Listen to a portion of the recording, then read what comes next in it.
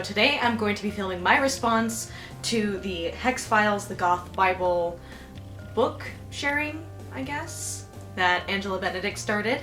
And obviously I was the first recipient of this in this torch that we're passing on, and I was super excited to get a load of this book because there are a few things about the goth community, both online and not online, that have been bothering me. It kind of expresses that things are cyclical, and I would have to agree that we are in a new cycle of what the beginning of this book describes. I'll go ahead and read a passage. I inevitably learned some of the positive and many of the negative points across the spectrum of people that made up the genre, the most dispiriting of which was the discovery of the large numbers of arrogant, stuck-up, fashion-obsessed vermin whose sole purpose seemed to be centered on looking down upon people such as myself for not owning any Bauhaus albums or for not having over-dyed black hair. I naturally felt more comfortable in leaning toward the more dismal side of the genre and associated myself only with the cemetery-dwelling fiends with whom I knew my amount of gothic knowledge didn't matter. And in finding more modern ethereal gloom dark wave music is a bit more suitable to my personality than the classic rock-oriented sound, I immersed myself. Being a musician, I was filled with creative drive and inspiration. So that passage in particular I really identified with because lately, over the past few years or so, there has been this pushing of the classic 80s goth bands from the punk rock, like post-punk movement. And you suddenly hear a whole bunch of people screaming, if it's not post-punk 80s goth, then it's not really goth, and goth died in the 80s. This book is living proof that it really didn't. And goth continues to flourish to this day. Wittingly or unwittingly, this book is also a celebration of goths all over the world. Lately, over the past few years, it's just like, oh my god, Germany and German things are like so goth, and I want to learn to speak German, and oh my god, that's like the center of the goth world. Yes, a lot of the bands that are listed in this book here are from Germany. However, there is also a huge concentration of bands from other places in the world. The most surprising of which that I saw listed in here were from the UK and the United States and from France and from Italy. So all of those people who are squealing about how goth Germany and German things are and how goth is centered in the world of Germany, that argument absolutely holds no water. Another thing that I really appreciated about this book was that all of the goths, like the individuals and the bands alike featured in here, this was so refreshing, you have no idea. It may sound like a contradiction once I say it, but hear me out here. All of the goths and the bands featured here aren't trying to look like each other. They aren't trying to mimic each other, but at the same time, they aren't trying to be so radically different and to segregate themselves into these meaningless categories of goth that we have become so preoccupied with in the last few years. And that's amazing. They're being goth because they're being themselves, not necessarily because they're trying to, narrow themselves down into a specific category of goth in order to be considered goth. No, that mindset doesn't exist in this book. As you guys know, I'm 22 years old. I was born September 25th, 1994.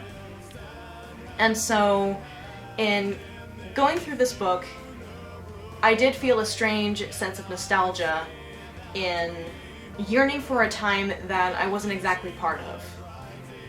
I mean, I was part of it obviously, but I was a wee one. And so, to see this celebration of goths all over the world, as well as basically proving through this book that goth didn't die in the 80s, as well as featuring and showcasing all these different types of goth bands that don't necessarily fall into the 80s post-punk rock genre, is amazing. It just shows how diverse and welcoming and the sense of camaraderie that the goth scene had back then.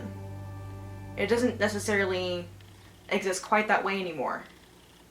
And that really makes me sad because it really makes me wish that I had lived back in that time in order to experience the goth scene of the 90s for myself. Another thing too that I really appreciate is that how do I put this? Oh my goodness. There are several people I have noticed on the internet who are shying away from the goth scene because they think that, one, all the music of the goth scene sounds exactly the same. Yes, if you listen to all of the trite 80s post-punk goth music that is being shoved down your throat by these people who are squealing the loudest about how goth died in the 80s, yes, it is going to sound the same. However, the best thing in here is that each and every band listed in here has a description of what the band sounds like, their aesthetic, and there's something in here for everyone. You know, if you don't like the 80s post-punk rock movement of goth, then there is something in here for you. You just have to search for it. As a matter of fact, before I send this off to the next recipient, I am going to take down a list of the bands in here that sound interesting and give them a shot. It was a wonderful treat going through this book and seeing where all these bands that I have listened to over the years actually came from.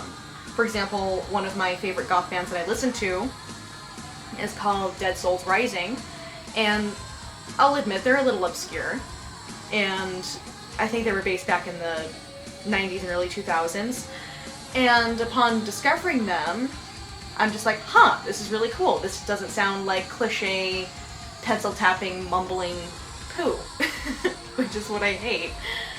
So then going through this book, I was scanning through the France section, and I see their names smack dab in the middle of it. I'm just like, whoa! Dead Souls Rising came from France? That's so cool! So that was exciting. This book really made me want to experience the goth scene in the 90s, and that's one of the reasons why I enjoy Angela's videos so much, because I enjoy hearing her stories of how it used to be, and it really makes me wish that it was that way again. And of course, before I send this off, I will be adding a list of some staple pieces of Gothic literature in here, as per Angela's suggestion of sticking in notes and suggestions and quotes and books and whatnot. That's what I'm going to be doing. I'm going to be putting in some suggestions for Gothic literature. And the next recipient of this book is going to be my friend Layla Autumn in Seattle, and hopefully we can hang out sometime, because they invited me to go hang with the goth people over in Seattle at the Club Mercury, and I really want to go and have a good time. So I hope you guys enjoyed my review of Hex Files, the Goth Bible by Mick Mercer, and as always, I will see you guys later. Bye!